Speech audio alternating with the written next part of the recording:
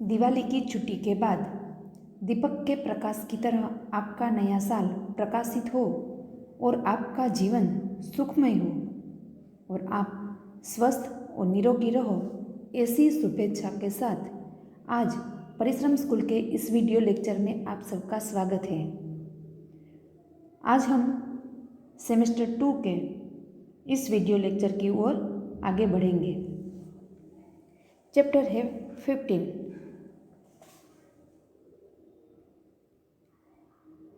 नाम है दाज्यू। प्रकार है कहानी। दाज्यू का अर्थ होता है बड़ा भाई। इस कहानी का लेखक है शेखर जोशी। शेखर जोशी का जन्म 10 सितंबर 1932 को अल्मोड़ा उत्तराखंड के ओलिया गांव नामक स्थान पर हुआ था। आपने केकड़ी एवं अजमेर में स्कूलों की शिक्षा प्राप्त की। लगभग 30 वर्षों तक इलाहाबाद के निकट एक सैनिक विद्यालय औद्योगिक प्रतिष्ठान में कार्यरत रहने के बाद आप स्वतंत्र लेखक रहे थे।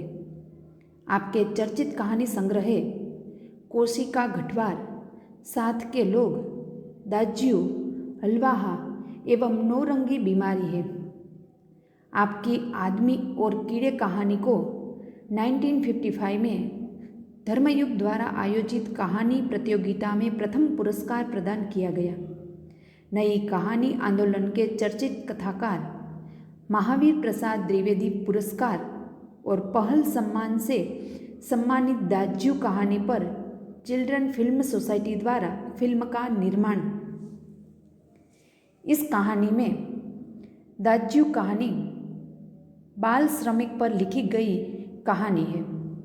मदन एक पहाड़ी बालक है जो पेड़ की आग बुझाने के लिए शहर में आकर एक होटल में काम करता है। भोले पल में किसे वह अपना दाज्यू अर्थात बड़ा भाई समझने लगता है, वही किसी प्रकार एक दिन उसके बाल मन पर आघात कर जाता है। इसका मार्मिक चित्रण इस कहानी में हुआ है। इस कहानी में बालमेन की संवेदना का मार्मिक चित्रण किया गया है। आज भी हमारे देश में बच्चों यानी कि बाल मजूरी को एक गुनाह माना जाता है। शेखर जोशी ने बाल मन की मार्मिक संवेदना का यहाँ सुंदर चित्रण किया गया है। कहानी की शुरुआत करने से पहले हम इस कहानी का पूरा सार समझेंगे। ये कहानी कैफे में काम करने वाले एक 9-10 वर्ष का एक पहाड़ी लड़का जो कैफे में चाय बेचने का काम करता है। जगदीश बाबू चाय पीने के लिए उसी कैफे में आते हैं। वे उस पहाड़ी लड़के से प्रभावित होते हैं। लड़का उन्हें देखकर मुस्कुराता है। लड़का उनसे पूछता है, चाय साहब? लड़के के ये 2 शब्द सुनकर लगता है जैसे उनका अकेलापन दूर हो गया हो। लड़के से बातचीत होते हैं। वह अपना नाम मदन बताता है। वह अपने गांव का नाम भी बताता है। लड़का यह जानकर बहुत खुश होता है जब उन्हें मालूम पड़ता है कि जगदीश बाबू भी उसके गांव के पड़ोस वाले गांव के ही हैं। उसे ऐसा लगता है जैसे उसे अपना बड़ा भाई ही मिल गया हो। वह उन्हें दाज्यू यानी कि बड़ा भाई कहकर संबोधित करने लगता है। 2-4 दिनों में दोनों का अजीबपन यानी कि अकेलापन बिल्कुल दूर हो जाता है। जगदीश बाबू जब भी कैफे में आते हैं, मदन उन्हें दाज्यू बड़ा भाई कहकर संबोधित करता है। दाज्यू, कल आपने बहुत खाना खाया। दोनों में इस तरह की अपनेपन से भरी बातें होती रहती है। मदन से हुए परिचय ने जगदीश बाबू का अकेलापन दूर हो गया था, परंतु वे उसके द्वारा कहे जाने वाले बार बार दाज्यू संबोधन को पसंद नहीं करते कि जब वह मदन उन्हें बार बार दाज्यू कहकर पुकारता है और दाज्यू कहकर संबोधित करता है तो जगदीश बाबू को यह अच्छा नहीं लगता था। एक दिन जगदीश बाबू ने मदन को बुलाया।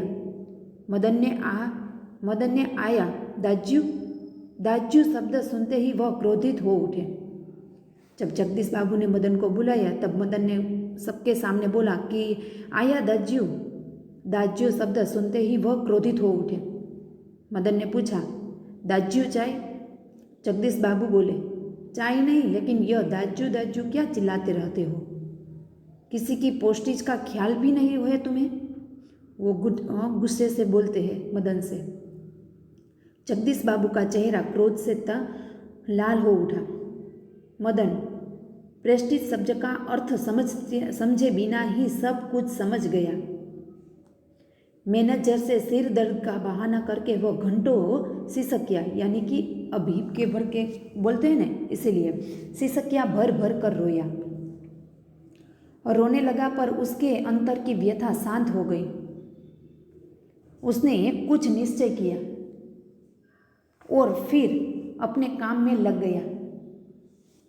दूसरे दिन अपने बचपन के साथी हेमंत के साथ जगदीश बाबू कैफे में चाय पीने गए। जगदीश बाबू के बुलाने पर वह पहले जैसी तत्परता से उनके पास नहीं गया। फिर कुछ दिन हो गए, पर जब जगदीश बाबू ने उन्हें बुलाया तो वह पहले जैसी तत्परता, जो खुशी थी उसको, जो जगदीश बाबू आते थे और उसे बुलाते थे, ऐसी तत्परता उसमें नहीं रही। उनके दोबारा बुलाने पर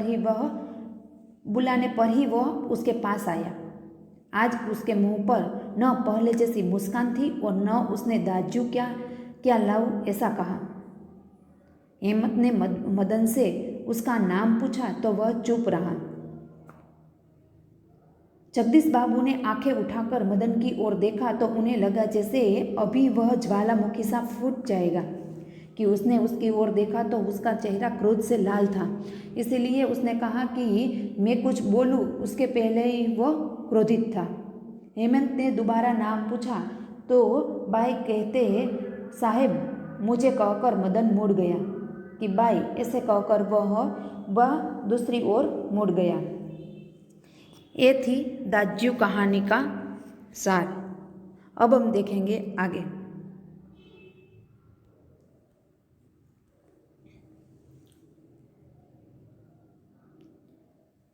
चौक से निकलकर बाईं ओर बढ़े साइन बोर्ड वाला छोटा कैफा, वही जगदीश बाबू ने उसे पहली बार देखा था।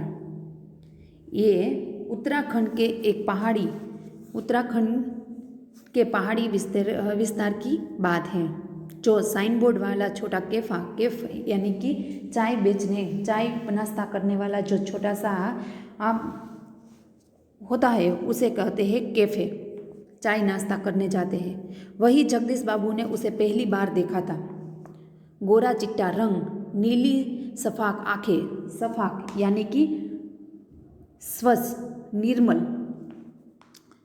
सुनहरे बाल और चाल में एक अनोखी मस्ती पर शिथिलता यानी कि सुस्ती, आलस्य नहीं थी। कमल के पत्ते पर फिसलती हुई पानी की बूंदों की सी स्फूर्ति, आंखों की चंचलता देखकर उसकी उम्र का अनुमान केवल 9-10 वर्ष ही लगाया जा सकता था और शायद यही उनकी उम्र होगी। चौक से निकलकर जब जगदीश बाबू अपने गांव से निकलकर उत्तराखंड के एक छोटे से चाय के कैफे में प्रवेश करते हैं, वहां उसने पहली बार मदन को देखा था। उसका रंग गोरा चट्टा उसका रंग था, नीली ही स्वच्छ आंखें थी, सुनहरे बाल थे, चाल में एक अनोखी मस्ती थी और उसके शरीर में जरा भी आलस्य यानी कि आलस्य नहीं थी। कोमल के पत्ते पर फिसलती हुई, जैसे कोमल के कोमल पत्तों पर पानी की बूंदें फिसल जाती है, उसी कोमलता की उसमें स्फूर्ति थी। आंखों की चंचलता देखकर उसकी उम्र केवल 9-10 वर्ष का ही अनुमान लगाया जा सकता है और शायद यही उसकी उम्र होगी। अधजली सिगरेट का यह लंबा दस खींचते हुए जब जगदीश बाबू कैफे में प्रवेश किया तो वह एक मेज पर से प्लेटें उठा रहा था कि जब मेज पर आधी जली हुई सिगरेट का एक लंबा कास खींचते हुए जब वह पीते हुए आगे बढ़े जगदीश बाबू ने कैफे में प्रवेश किया तो वह एक मेज पर यानी कि मदन मेज पर जो टेबल पर रखी हुई थी प्लेटें वे उठा रहा था। और जब वे पास ही कोने की टेबल पर बैठे तो वह सामने था कि जो टेबल पर दूसरे टेबल पर वह प्लेटें उठा रहा था, तब जगदीश बाबू जिस टेबल पर बैठे थे उसके सामने से वह टेबल के वह प्लेटें उठा रहा था। मानो घंटों से उनकी उस स्थान पर आने वाले व्यक्ति की प्रतीक्षा कर रहा हो। वह कुछ बोला नहीं, नम्रता प्रदर्शन करने के लिए थोड़ा झुका और मुस्कुराया, पर उसके इसी मौन में जैसा सारा मीनू समाहित हो कि सारा मीनू उसमें समाहित था। सिंगल चाय का ऑर्डर पाने पर वह एक बार पुनः मुस्कुराकर चल दिया और पलक झपकते ही चाय हाजिर थी कि जब जगदीश बाबू आधी सिगरेट जली हुई पीते हुए जब वह कैफे में प्रवेश किया, तब मदन जब जगदीश बाबू के सामने वाले टेबल से वह प्लेटें उठा रहा था, वह ऐसा बैठा था कि मानो उसकी आंखें किसी ग्राहक यानी कि किसी के आने की और कब वह उसके ऑर्डर दे उसकी प्रतीक्षा कर रहा था। वह कुछ बोले नहीं। उसने नम्रता प्रदर्शन करने के लिए थोड़ा झुका कि उसने वो बुलाया, तब वह नम्रता से उसके पास आया और सिर झुकाकर और मुस्कुराया भी, पर उसके इसी मौन से उसने जैसा सारा मीनू समाहित हुआ।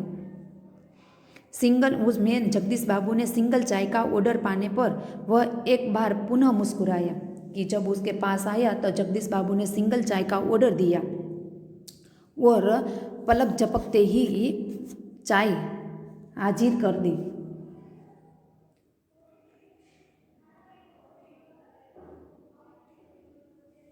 मनुष्य की भावनाएं बड़ी विचित्र होती है। निर्जन एकांत स्थान में निसंग होने पर भी कभी कभी आदमी एकाकी अनुभव करता है। निर्जन यानी कि सुनसान, एकांक स्थान में निसंग यानी कि किसी का साथ न हो।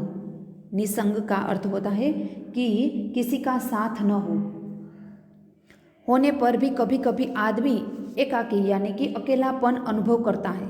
लगता है इस एकाकीपन में भी सब कुछ कितना निकट है, कितना अपना है, परंतु इसके विपरीत कभी कभी सैकड़ों नर नारियों के बीच जनरमय यानी कि कोलाहल वातावरण में रहकर भी शून्यपन की अनुभूति होती है। लगता है कि जो कुछ है वह पराया है, कितना अपनत्वहीन यानी कि अपनापन जिसमें अपनापन न हो। पर यह अकारण ही नहीं होता। इस एकाकीपन की अनुभूति इस अलगाव की जड़ें होती है। बिछोड़ या विरक्ति किसी का साथ किसी के कथा के मूल में विरक्ति यानी कि विराग, उदासीनता, मूल यानी कि जड़। तो कि मनुष्य इस पैराग्राफ में कहा गया है कि मनुष्य की भावना ये बड़ी विचित्र है कि जब हम निर्जन यानी कि सुनसान एकांकी स्थान में आप देख सकते हैं कि रोड में चित्र में कि सुनसान जगह हो जिसमें हम एक अकेला ही हो, एकांत स्थान में निसंग यानी कि किसी का साथ न हो, ऐसे स्थान में कभी कभी आदमी अकेलापन अनुभव करता है। लगता है इस एकाकीपन में वह सब कुछ कितना निकट है कि जब हम अकेले होते हैं तभी कभी हमें लगता है कि हमारे साथ सब कुछ, हमारे जो बिछड़े हुए लोग हैं वो हमारे निकट है, कितना अपना है। परंतु इसके विपरीत कभी कभी सैकड़ों कि ऐसा लगता है कि हमारे निकट यानी कि नज़दीक है, परंतु इसके विपरीत कि हमें कभी दूर होते हैं। कभी कभी सैकड़ों नर नारियों के बीच हम रहते हैं कि जनजीवन जनरवमय यानी कि कोलाहल वातावरण में रहकर भी हमें शून्यपन की अनुभूति होती है। लगता है जो कुछ है वह पराया है, कितना अपन रहित यानी कि अपनापन, जिसमें अपनापन न हो। पर यह कारण ही नहीं होता। इस एकांकीपन की अनुभूति इस अलगाव के जुड़े होते हैं। विछोड़ या विरक्ति ही को किसी कथा के मूल में। जगदीश बाबू दूर देश में आए थे, अकेले हैं। चौक की ही चहल पहल, कैफे है के शोरगुल से उन्हें लगता है सब कुछ अपन व रहित है।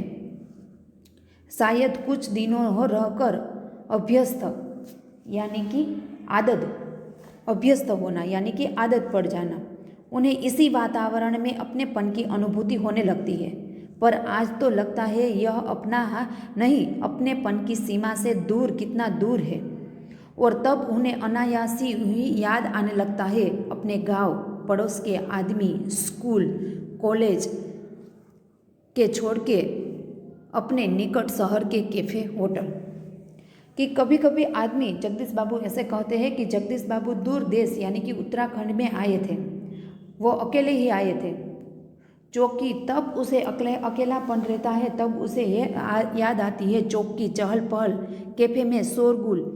और में उन्हें लगता है कि उसमें शोर शराबा तो है, फिर भी वो अपने आप को सब कुछ अपन व रहित, मतलब कि अपनापन उसमें नहीं है। कि यहाँ पर कि जगदीश बाबू उत्तराखंड के कैफ़े में तो है, वहाँ चौक से ही चहल पहल भी है, कैफ़े में शोरगुल यानी कि कोलाहल भी है, फिर भी उन्हें सब कुछ अपन व रहित यानी कि अपनेपन का एहसास नहीं होता। शायद कुछ दिनों रहकर अभ्यस्त यानी कि आदत, यहाँ पर कुछ दिन रहूँगा तो मुझे आदत होने लग जाएगी। इसी वातावरण में अपनेपन की अनुभूति होने लगती है। पर आज तो लगता है कि यह अपना नहीं, अपनेपन की सीमा से दूर। कि हाँ, मैं थोड़े दिन यहाँ रुकूंगा तो धीमे धीमे उसकी आदत तो मुझे पड़ जाएगी, परंतु आज यह अपनापन ही नहीं लगता। अपनेपन की सीमा से दूर कितना दूर है। और तब उन्हें अनायासी यानी कि अचानक उन्हें अपनेपन की याद आती है कि अपने गांव की, पड़ोस के आदमी की, स्कूल कॉलेज के जे छोकरे, अपने निकट शहर के कैफे होटल। हम भी किसी दूर अनजान शहर में जब हम कुछ दिनों के लिए जाते हैं, तब अचानक हमें ऐसा महसूस होता है कि हमें अपने घर वालों की याद आती है, अपने पड़ोस के लोगों की याद आती है, और स्कूल की ये जो फ्रेंड्स होती है उसकी याद आती है, और पास के नज़दीक में जो होटल और कैफ़े में हम कभी कभी जाते हैं तो उसकी याद आने लगती है। तो जगदीश बाबू कहते हैं कि इस कैफ़े में शोरगुल यानी कि कोलाहल है, लोग की चहल पहल भी है, फिर भी मुझे अपनापन नहीं लगता कभी भी, पर धीरे धीरे मुझे उसकी आदत हो जाएगी। और इसी कोलाहल में अपनेपन की अनुभूति भी नहीं होने लगती। फिर उन्हें अपने गांव की, अपने पड़ोसियों की, अपने ये आदमी की, स्कूल कॉलेज के छोकरे की, ये अपने निकट यानी कि शहर के जो होटल है, कैफ़े है, उसकी याद उसे आती है। अगली कहानी हम अगले वीडियो में देखेंगे। Thank you.